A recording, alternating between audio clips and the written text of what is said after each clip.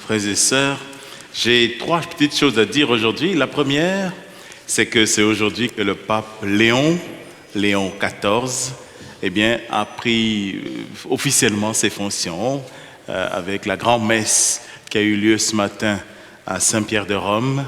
Voilà, il a reçu le pallium qui représente l'unité. Il est le patriarche, c'est lui qui fait l'unité de l'Église. Il a reçu l'anneau du pécheur, qui est cette bague qu'il porte à la main droite. Il y avait un moment d'émotion d'ailleurs, quand lui a mis l'anneau, puis il a regardé, puis il a fermé les yeux, on a senti de l'émotion. Voilà, monter. Il semble émotif, notre brave pape Léon.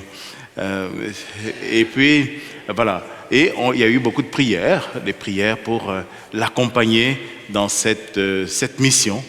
Sa vie a changé depuis le 8 mai dernier. Voilà. Je suis sûr qu'il y a des cardinaux qui se sont dit « Yes, on en a sacrifié un, c'est pas moi. » Donc, en tout cas, lui, il a donné sa vie. Et nous prions pour lui. Voilà. Comme je le disais, je suis ravi que ce soit celui qu'on n'attendait pas. Voilà, où personne n'avait misé peut-être dessus. Ça ne nous donne pas le temps de savoir s'il est de gauche, droite, traditionnaliste, et puis intégriste, et puis tous les istes là. Ça nous demande juste de le recevoir au nom de Jésus. Voilà, quelqu'un qui embrasse la mission de l'Église, une mission qui est difficile, lourde, dans l'immense diversité de l'Église, créer l'unité, annoncer Jésus et être un signe prophétique pour notre temps. Ça, c'est très important. Un signe qui va certainement déranger, on va accepter que ça dérange, mais un signe qui est bon pour notre temps. Notre monde a besoin de ce signe, le signe de la présence du Christ, le signe de la présence de l'Église et de la communauté chrétienne. Alors, on prie pour lui. Alors, la deuxième chose, c'est cette parole qu'il y a dans la première lecture. Saint Paul dit ceci.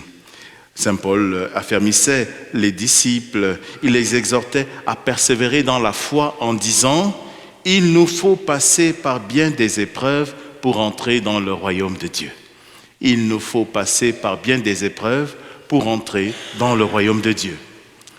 Nous avons l'image souvent d'une vie chrétienne qui est plutôt cute, tranquille, où on avance dans la vie en priant le Seigneur, en se regardant dans le blanc des yeux, en se disant « Je t'aime bien gros ». Ça ne marche pas comme ça. Voilà. Nous le savons déjà notre propre vie. La vie humaine que nous menons, que nous vivons, elle est pleine d'obstacles. Et Saint Paul de dire justement, parce que tu portes le Christ en toi, tu vas passer par l'épreuve. L'Ecclésiastique a cette parole. Mon fils, si tu veux servir le Seigneur, prépare-toi à l'épreuve. Normalement, on penserait l'inverse. On dit, je vais servir le Seigneur, ça va bien aller. Pas du tout. Ça ne va. J'ai envie de dire, c'est à partir de ce moment-là que ta vie a changé. Voilà. Dès que Jésus a dit oui, à partir de ce moment, il a accepté d'aller à la croix. C'est très étonnant. Alors, certes, il y a eu beaucoup d'amour, mais il y a eu beaucoup de combats. Alors, ces combats sont de toutes sortes. C'est les combats souvent à l'intérieur de nous-mêmes. Vous savez que le premier adversaire, c'est nous-mêmes. L'épreuve, tu l'as en toi. Comme ce matin, je disais, il y avait des petits jeunes qui se préparent à la confirmation. Cette épreuve terrible qui est dans notre cœur, qui écrase tout, ça ne me tente pas. C'est dès que tu rentres dans « ça ne me tente pas », ça y est. Tu viens de fermer la porte à un grand nombre de choses jusqu'au jour où tu vas briser cette barrière et que tu vas accepter d'affronter même ce qui ne te plaît pas et qui ne te tente pas et qui va justement changer ta vie. Ouais. Donc, cette épreuve terrible, elle est à l'intérieur de toi-même. Et puis, bien sûr, les épreuves autour de nous. Notre Église, bon, comme je dis souvent, ça reste entre nous, même si c'est enregistré, où on s'aime en Christ. Ouais. On s'aime, mais voilà. Mais voilà, normalement, et on va dire tantôt, on va le dire, donnez-vous la paix. Donc, bien sûr, nous faisons un signe, mais nous sommes portés censés donner cette paix qui habite notre cœur pour créer cette dynamique qui vient de Jésus. Mais souvent, malheureusement, les premiers obstacles sont à l'intérieur même de la foi, à l'intérieur même de la communauté chrétienne.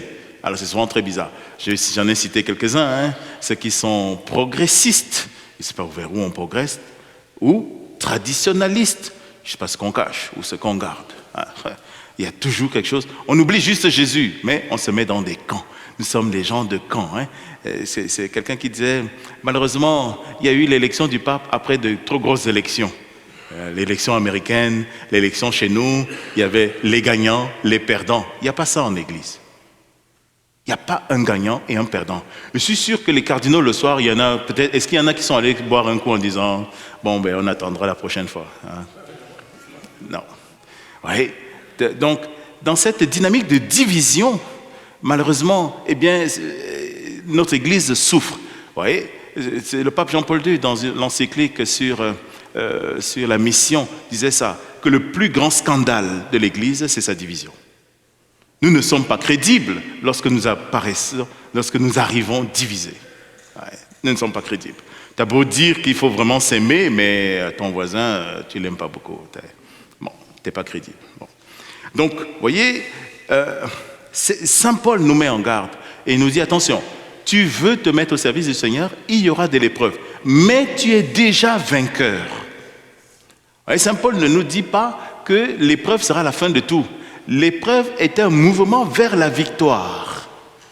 Il n'y a de victoire que parce que tu as combattu et que tu es sorti, voilà, vivant, vainqueur de cette épreuve. Alors, voilà, mettons ça dans notre esprit et lorsque nous prions, notre Père, délivre-nous du mal. Ne nous laisse pas entrer en tentation, mais délivre-nous du mal, parce que nous savons que les forces du mal sont à l'œuvre en nous-mêmes, autour de nous, et dans le monde. Les forces du mal sont à l'œuvre. Et il y a un combat. Il y a ces combats que nous devons affronter avec courage. Saint Paul ne s'arrête pas. Hein, si vous regardez le texte, ça ne l'arrête pas. Au contraire, il continue de ville en ville. Il va donner la bonne nouvelle. Et puis, Saint Paul, c'est un vrai champion. Hein. Lui, il a été fouetté, il a fait de naufrages, toutes sortes de choses où, si j'avais affronté le tiers du quart de la moitié d'un peu de ce que Saint Paul a affronté, ça va, j'aurais démissionné, c'est bon, ça, voilà. Non. Et bien au contraire, pour lui, à chaque fois, c'est comme un appel à de se donner davantage. Alors, troisième point, c'est dans l'Évangile. Si vous regardez la dynamique de l'Évangile, l'Évangile commence par une petite affaire sur laquelle il ne faut pas passer vite. Au cours du dernier repas que Jésus prenait avec ses disciples, quand Judas fut sorti du cénacle, Jésus déclara. Mais qu'est-ce qui s'est passé pour que Judas sorte? Vous vous souvenez? Il a trahi. Il a trahi Jésus. Donc, il a vendu Jésus pour 30 pièces. Donc, pour pas cher. Donc, son cœur s'est détaché définitivement de Jésus. Et alors, à ce moment-là, dit l'Évangile, il sort et il faisait nuit. Donc, Judas va vers les ténèbres. Mais que dit Jésus? Est-ce que Jésus dit, oulala, qu'est-ce qui s'est passé? Il faut courir là, fuyons vite. Ça. Non. Et Jésus de dire à ce moment-là, voilà, maintenant, le Fils de l'homme est glorifié. Alors, c'est quoi la gloire? La gloire, c'est la victoire de l'amour sur le mal. Et le mal le plus profond, c'est quand son cœur est profondément blessé.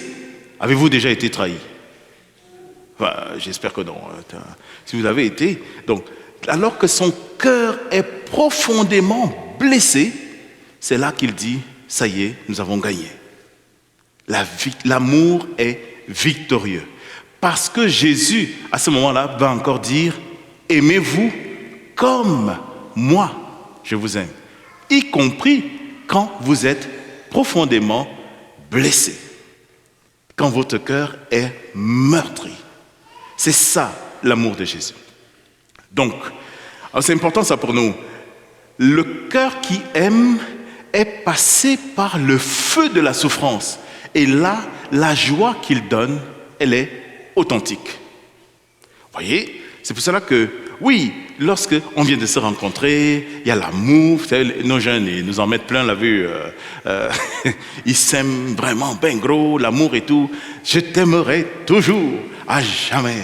Ok, good, ça va, calme-toi. Mais dès qu'il y aura ces événements qui vont purifier l'amour, il faut que ton cœur reste disponible et disposé à l'amour. Et qui va encore oser dire « je t'aime ».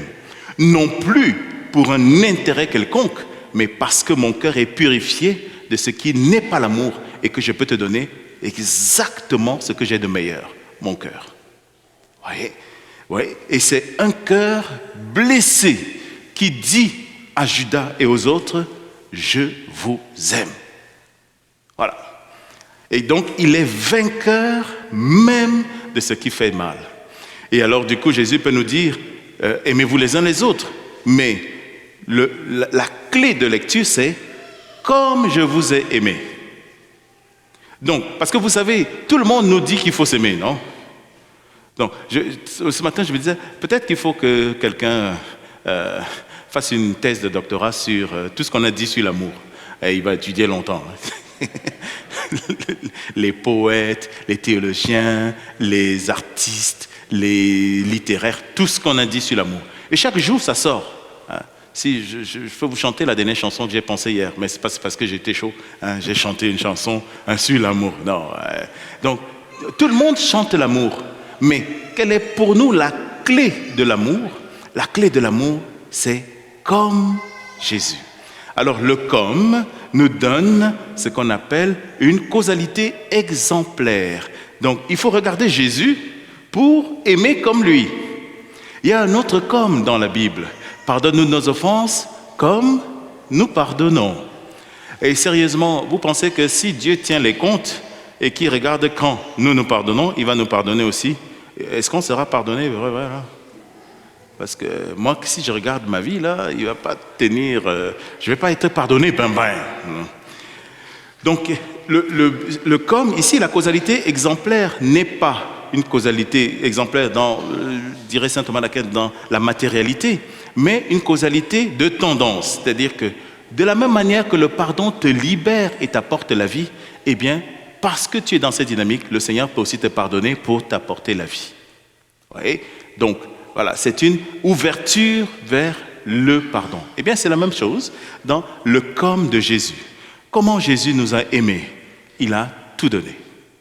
Il a donné sa vie. Dans un livre qui s'appelle, que je cite souvent, que je vous invite à lire, il est assez difficile à lire, c'est Amour et responsabilité de Jean-Paul II, Carole Wachila. Dans ce livre, Jean-Paul II dit, si tu veux vérifier la qualité de l'amour, vérifie la qualité du don gratuit. Là où on se donne gratuitement. Alors on s'approche de l'amour authentique et véritable. Alors comment Jésus nous a aimés?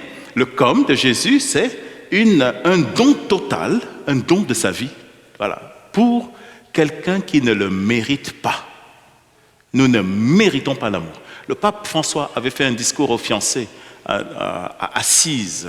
Il avait rappelé qu'il faut enlever toute notion de mérite dans la relation d'amour. C'est juste gratuit et s'approcher de plus en plus de la gratuité. La gratuité absolue, c'est Dieu. Parce que de toutes les façons, on en retire toujours quelque chose. On cherche quelque chose quand on se donne. Mais Dieu, lui, Jésus, lui, nous aime de façon gratuite et totale. Donc, le don est ce qui caractérise le comme de Jésus. Il s'est donné totalement, sans rien attendre en retour, de la part de gens qui ne le méritent pas. Et c'est pour cela que nous allons dire, Seigneur, je ne suis pas digne de te recevoir. Je ne le mérite pas, mais j'ai besoin de toi. J'ai besoin que tu remplisses mon cœur d'amour. Alors c'est ce que j'invoque sur nous. Pour toutes sortes de raisons, nous sommes des cœurs blessés. Pour toutes sortes de raisons. Donc, mais la blessure ne doit pas caractériser notre vie. C'est la victoire sur nos blessures qui doit gagner, qui doit être la plus visible, la plus importante. Donc j'invoque sur nous, puisque nous sommes dans le temps de Pâques, une véritable victoire, une onction de victoire sur toutes ces blessures de notre cœur. Là où mon cœur s'est fermé et je n'arrive plus à dire de façon authentique « je t'aime ». Où tu te serres les dents « je t'aime ». Ouais. Tu dois dire de façon authentique « je t'aime » parce que c'est un « je t'aime » qui sort d'une blessure guérie. Une blessure transformée, une blessure qui devient signe de la victoire de l'amour de Dieu. Donc, Jésus donne le commandement nouveau exactement après que Judas ait trahi. Oui. Donc, aimons-nous les uns les autres, mais pour de vrai. Comme Jésus nous l'a enseigné, en créant l'unité, non pas l'uniformité, nous resterons toujours différents. Mais ce qui change, c'est vraiment l'esprit qui fait l'unité. Dernière chose, je regarde la montre. Désolé, j'ai beaucoup parlé. Le jour de la Pentecôte, nous aurons, si vous regardez le texte de la Pentecôte, on nous dit que les apôtres sont réunis dans une salle fermée, et puis il y a un grand vent. Donc il y a un bruit, un grand vent qui rentre dans l'espace, et puis des flammes de feu qui se mettent sur la tête de chacun. Donc si vous remarquez alors que le vent, le souffle est pour tous, le feu est pour chacun. Ouais, c'est très étonnant ça. Hein? Le souffle est pour tous, un peu comme nous tous. Hein? Donc il y a de l'air là, hein? Il y a de l'air, heureusement. Hein? Sinon, si vous manquez d'air, ça ne va pas là. Mais le feu est pour chacun, personnellement. Le feu va transformer chacun personnellement, mais le souffle sera pour nous tous. Un souffle nouveau, une dynamique nouvelle, un vent nouveau. Et on dit que les portes s'ouvrent, donc le vent continue de souffler. Donc s'il y a de la poussière, ça doit partir. Seul reste ce qui est important. Alors portés par ce souffle et ce feu, les apôtres commencent à parler. Et c'est là que se réalise un miracle très étonnant. Chacun comprend les apôtres dans sa langue maternelle. On traduit ça comme ça, la langue maternelle. Mais si vous regardez une traduction biblique qu'on appelle de Darby, Darby dit, chacun entendit dans la langue de ses entrailles. Chacun entend Dieu dans la langue profonde de ses entrailles. Donc là où seul Dieu et toi vous rentrez, eh bien, il y a ce langage de la foi et de l'amour. Et ça crée l'unité. Voilà le grand enjeu. Les gens divisés par les langues, voilà, aujourd'hui, peuvent se parler et se comprendre. Parce qu'enfin, on se comprend par l'amour. Non plus par des stratégies intellectuelles et intellectualistes, mais parce qu'on est des cœurs qui s'accueillent et se comprennent. Et voilà le grand enjeu. Voilà le miracle que l'Esprit fait pour nous. Alors, on se dirige vers la Pentecôte, demandons cette grâce. Une véritable grâce de transformation de nos cœurs pour l'unité dans l'amour. Amen.